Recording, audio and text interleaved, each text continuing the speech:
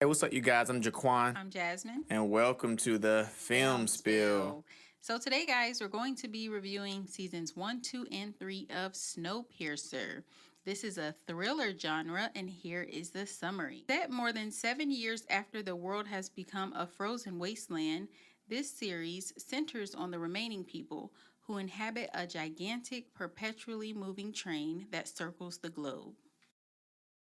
This series, I can kind of say, was kind of balanced for the most part. You know, you had a lot of bad, but you also had a lot of moments that were good. We just stated that we don't think this series was better than the actual movie that it was based off of. But it was a okay series, or it was pretty decent. The rating I give this series is going to be a 3. You know, it's a safe number. I don't think it was worse than a 3 for the most part. So let's get into my pros and my cons. Never best helped Josie save Leighton. It was just cool because, for one, you know, early on before Bess became like a part of the crew, she was with the brakeman, and you know she was kind of following orders. So just kind of see her her whole character arc as far as like not necessarily breaking the rules, but becoming more and more close and friends and helping like Leighton and them. That was cool to see. Like I stated, I like how they adapted the show from the Snowpiercer movie. I really, really enjoyed that movie. So when it came out to be a show, we was all excited about like, yeah, we definitely have to watch it. It was crazy when we found out Mr. Wilfred wasn't on the train and Melanie was basically acting like Mr. Wilfred. That was crazy because once again, I feel like in the movie there was a Mr. Wilfred. On this one, it was like, nah, he wasn't even on the train in the first season. So that was crazy finding that out. Icy Bob was a savage, so once we kind of get into like season 2, whenever we found out Mr. Wilfred was left by Melanie and he was on Big Alice, he had this basically a bodyguard that name was Icy Bob, who was like, he wasn't affected by the cold and he was just crazy. Whenever they showed the train light up in all red lights, one signaling that everyone on the train is, you know, they stand for Mr. Wilford. But also we looked at it like, wow, look how big this train is. Yeah, This thing was it's gigantic. Like it huge, just kept man. going on and on and on. Like I didn't even think it was that big, but Yeah. gosh, that thing was gigantic. Like not even sugarcoating it. Whenever Wilford comes on board and fits the train and make the announcement that he can actually fix the train so his popularity can grow, he was just real calculated. Like he knew by, you know, messing with their motherboard, he would have to come on train and, you know, announce that he did it. Now people, they stand for him even more. Whenever Ruth basically tells Wilford she will give up her job because she wasn't going to abandon Melanie. Once again, just like Bess, Ruth started off as this cold-hearted person, you know, with Melanie and with the brakeman and hospitality, and then she becomes more and more like, you know, just having a heart basically. Like, nah, we can't do stuff like that. I like how in season 3 when they made it to New Eden, because we was talking about them getting off this train for the longest, like they was just going through so much on this train. So when they finally made it, it was just like, man, amazing. Like, just congratulations. I like how they finally found Melanie. So that was cool because people thought that she died. Yeah. I just like when Kevin died. He was one of those ones where there was no redemption. He was just crazy person throughout from the beginning to the end. I like how Bess and Audrey developed a relationship towards the end because she was another one who started off good and then she kind of slowly went off the rails and was just following Wilford around, just doing whatever he wanted, and then she basically ends up becoming like independent, you know, against him and, you know, actually starting something with Bess. I thought that was interesting. It was funny seeing Javi like a gangster in Leighton's dream, especially knowing that he was just all timid and going through all this psychosis stuff with the dog. So seeing him, it was just funny to see. Facts. My cons. So whenever Melanie leaves Josie to freeze her in the office in season 1, that was just crazy because she basically becomes Icy Bob number 2 after that incident. So that was just messed up. Whenever Zara snitches on Josie, they have her in that room. So once again, Zara is Leighton's baby mama. She was real shady and just doing a lot of weird stuff in that show. I didn't like how LJ used Eric to kill those men. Because then we found out that she's crazy too. Yeah, so, I didn't like her. Yeah, didn't like her at all. When Melanie put Leighton in the drawer, Melanie started off as the big bad, and then once again she became sympathetic and cool. Then she became the big bad again, and it was just back and forth. I really didn't care too much about how they was doing her character back and forth. Whenever they showed lights with her fingers, the W fingers, that was just weird to see. When Audrey tells Leighton he used me as a rag doll, I don't want to go to him. Like, please don't send me to him. He's like, nah, you know, you gotta do like they really, really was trying to have somebody in, you know, to get this information. And he made her kind of open up that door and become, you know, loyal to him again.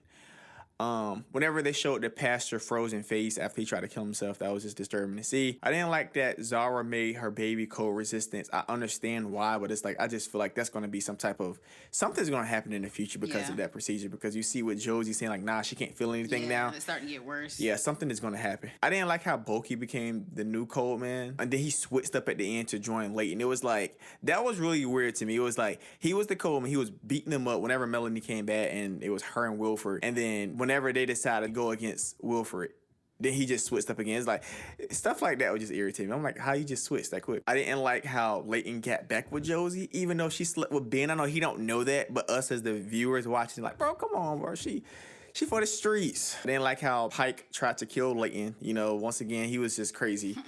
Just went off the rails. I didn't like how the end with the explosions. They didn't tell us who were they from. Even though I feel like it's something to do with Mr. Wilford because they let him be alive. It was sad when Sasha died. I really didn't care too much for the filler episodes or that rat that Ruth had with her in that little bunker part. But I think the biggest... Rat. Yeah, but I think the biggest con was Mr. Wilford not dying. I think when them not killing him, and he basically saying, "You're a coward. Yeah, kill me." Like, and they just like, just let him go. I'm like, yo, this dude is not. Do you think he's coming back? This is his train. So yeah, those are my pros and my cons. Okay, guys, I give the series also a 3 out of 5. I like the movie better than the show because, you know, shows like to stretch things out with fillers instead of getting to the point. But nevertheless, the show is pretty good.